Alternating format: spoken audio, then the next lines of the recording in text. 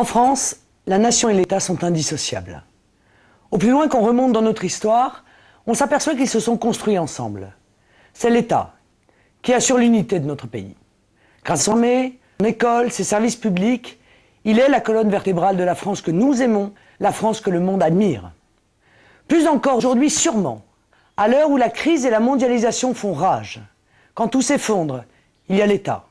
Quand il faut réguler, protéger, innover, c'est vers l'État qu'on se tourne naturellement, parce qu'il a la taille suffisante pour agir, qu'il a la légitimité démocratique indispensable et parce qu'il est inscrit dans notre ADN national. Mais l'État, depuis des années, est affaibli dramatiquement. Il est affaibli notamment par les dérives d'une décentralisation non maîtrisée que les gouvernements de gauche et de droite ont mis en place ensemble depuis des années en allant toujours plus loin. Nous le disons haut et fort à l'occasion de ces élections régionales, il faut faire le ménage d'urgence dans la décentralisation et les collectivités locales et bâtir l'État fort du XXIe siècle. Il faut rompre avec le dogmatisme de nos élites dépassées, de l'UMP, du PS et du MoDem englués dans leurs vieilles certitudes et leurs obscures réformettes. Pour cela, nous avons des pistes. Pourquoi disons-nous qu'il faut faire le ménage ? D'abord parce que la décentralisation nous coûte excessivement cher et que les collectivités locales étranglent peu à peu le contribuable français. D'après un tout récent rapport de la Cour des comptes, depuis 1980, les collectivités locales ont vu leurs effectifs bondir de 63%, soit 650 000 fonctionnaires locaux de plus. Leurs dépenses ont grimpé depuis 2001 de 54%, soit 75 milliards d'euros de plus par an. Vous avez bien entendu, 75 milliards d'euros de plus par an. Encore l'an dernier, l'État supprimait 35 000 postes dans les écoles, les gendarmeries, les commissariats, les casernes, les tribunaux, alors que les collectivités locales en créaient avec notre argent et dans quel but ? 87 000. Presque 3 fois plus. Cette décentralisation, manifestement, n'est pas sous contrôle. Elle se traduit de surcroît par un sentiment de toute puissance des élus locaux qui se vivent de plus en plus comme de petits seigneurs touchés par la folie des grandeurs. Imaginez-vous que le Conseil régional d'Auvergne projette de se construire un nouvel hôtel de région dont le coût est estimé à 60 millions d'euros dans une région déjà surendettée. Les parcs de voitures de fonction, de chauffeurs ne cessent de grandir. Et cerise sur le gâteau, un nouvel échelon prend de plus en plus d'importance, l'intercommunalité. Nous proposons de supprimer ce dernier échelon. Contrairement au pouvoir en place, qui veut au contraire en créer encore un de plus, les métropoles. L'intercommunalité, les communautés urbaines et autres communautés de communes ne sont souvent que des prétextes pour distribuer des postes de président et de vice-président aux maires.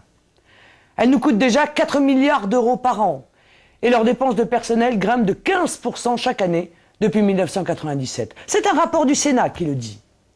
Leurs missions peuvent parfaitement être remplies par les départements sans qu'il soit nécessaire de s'encombrer d'un nouvel échelon coûteux qui complexifie une situation déjà bien trop confuse. Qui s'y retrouve en effet aujourd'hui dans la jungle des compétences et des administrations locales ? Ni l'usager déboussolé, ni le contribuable assommé, ni le fonctionnaire local démotivé, ni même le petit élu abandonné. Nous proposons également de fixer par la loi un taux maximum d'augmentation des impôts locaux, assiette comprise. Parce que la situation dérape de façon inadmissible, aussi bien dans les collectivités locales de gauche que de droite.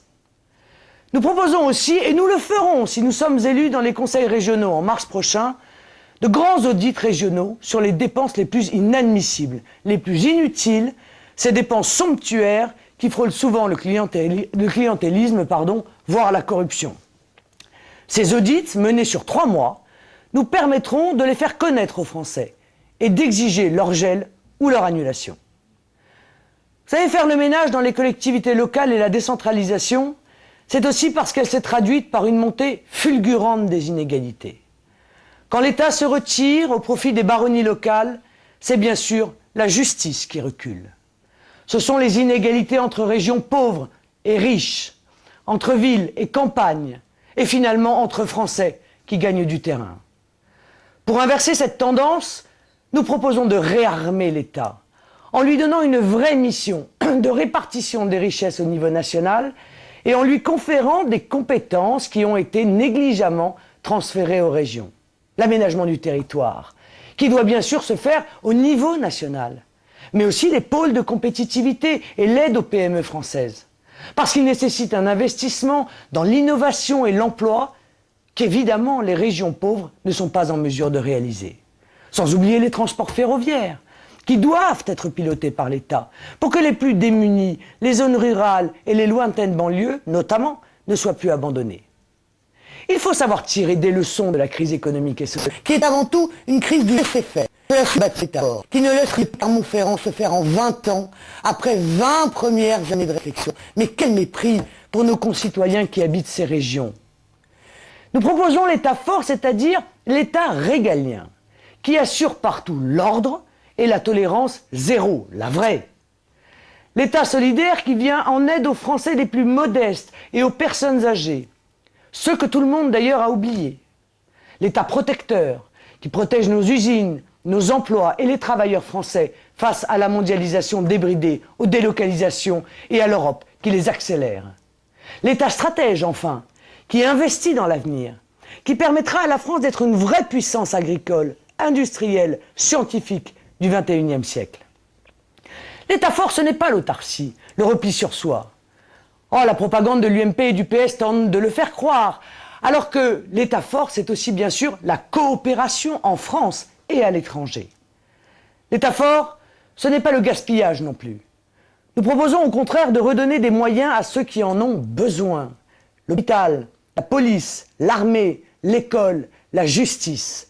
Et de cesser les économies de bout de chandelle actuelles qui détériorent gravement le service rendu aux Français. Pourquoi ? Quelques centaines de millions d'euros par an, alors que les vraies économies, qui se chiffrent en dizaines de milliards d'euros, celles-là, sont ailleurs. Et en premier lieu, comme nous l'avons vu, sur la décentralisation et la gabegie des collectivités locales. L'État fort, enfin, c'est le service public. Quand l'État recule, le service public s'efface. En détruisant l'État, en utilisant pour cela l'Europe de Bruxelles, le marché à tout va et la décentralisation, c'est le service public que la gauche et la droite ont détruit. Il doit au contraire être réaffirmé partout, notamment dans ces territoires abandonnés de tous ces gens-là depuis tant d'années.